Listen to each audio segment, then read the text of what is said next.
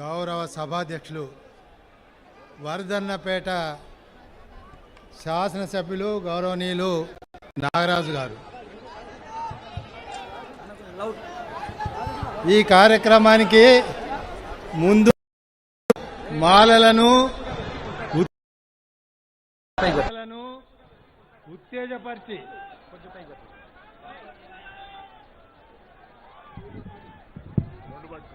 పట్టుకోవాలా మనందరినీ ఉత్తేజపరిచి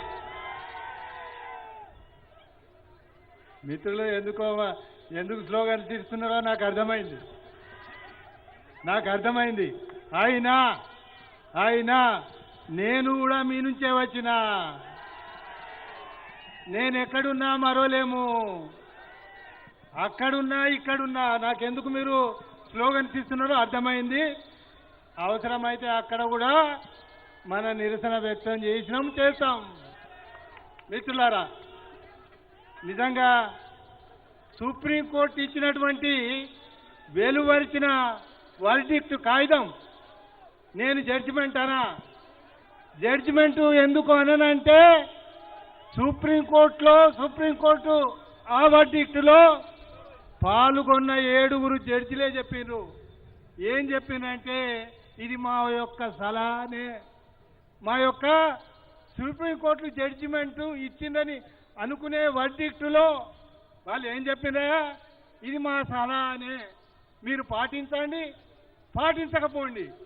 సుప్రీంకోర్టు తీర్పు ఇది శాసనసభబద్ధమైతే, రాజ్యాంగబద్ధమైతే తెలుగు రాష్ట్రాల, ఉత్తర భారతమా, కేంద్ర ప్రభుత్వమా తప్పకుండా అమలు చేయాలి.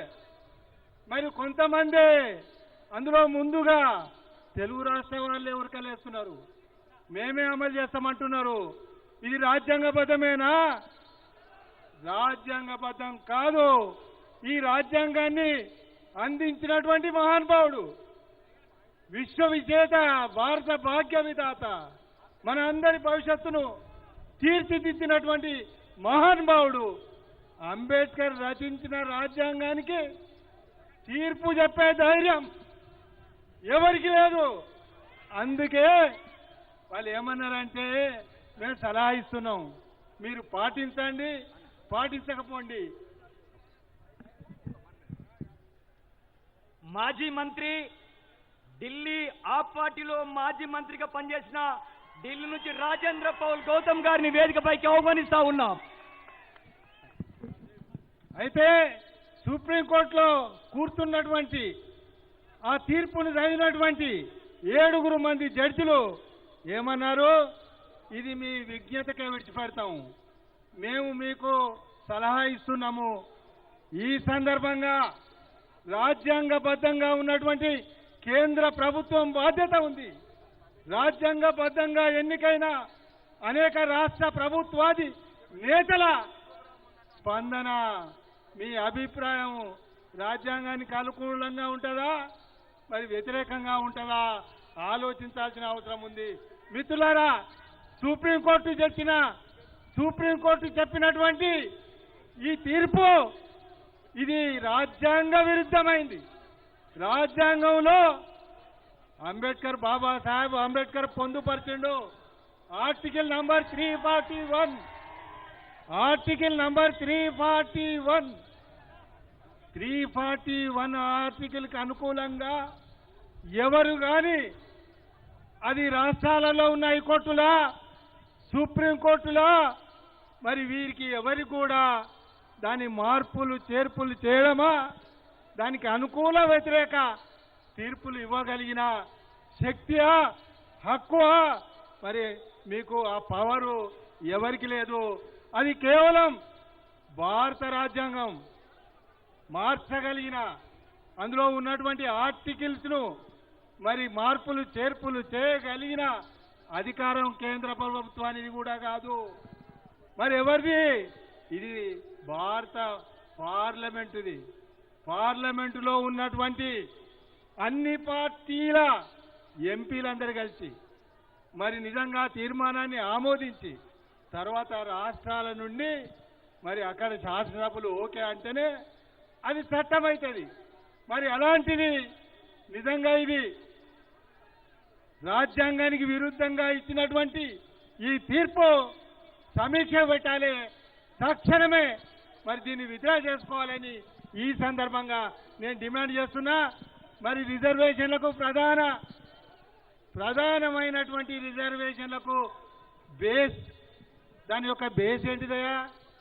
మరి రిజర్వేషన్లు ఎందుకు కల్పించారు?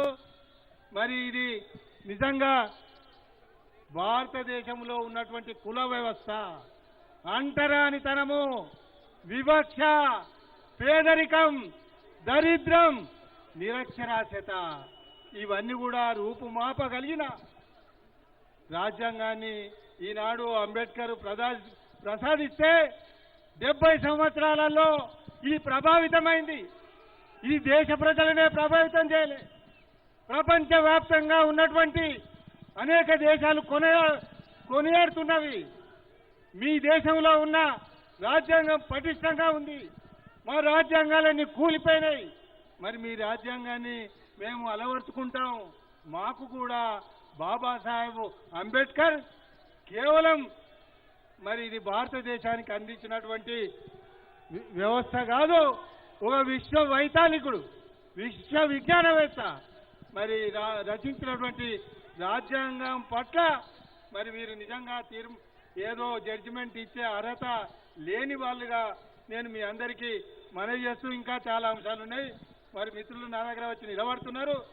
మరి ఏది ఏమైనా ఇంత పెద్ద ఎత్తున వివేక్ ఎమ్మెల్యే గారు, మాజీ ఎంపీ గారి ఆధ్వర్యంలో, నాగరాజు గారి ఆధ్వర్యంలో, గౌరవ శాసనసభ్యుల గారి ఆధ్వర్యంలో, అనేక మాజీ ప్రజాప్రతినిధుల ఆధ్వర్యంలో నిజంగా ఇలాంటి సభ నిర్వహించి గ్రామీణ ప్రాంతంలో ఉన్నటువంటి మన జనులందరికీ ఒక ఆత్మవిశ్వాసం, గుండె ధైర్యం, మరి గుండె నిబ్బరం కల్పించినటువంటి స్టేజ్ మీద ఉన్న మహనీయులకు, కార్యక్రమానికి వచ్చిన మీకు, కార్యక్రమాన్ని నిర్వహించిన మిత్రులకు, మరి సమాచారాన్ని ప్రజలకు అందించగలిగినటువంటి పాత్రికేయ మిత్రులకు అందరు కూడా మనవి చేస్తూ జై భీమ్, జై జై భీమ్, జై భీమ్.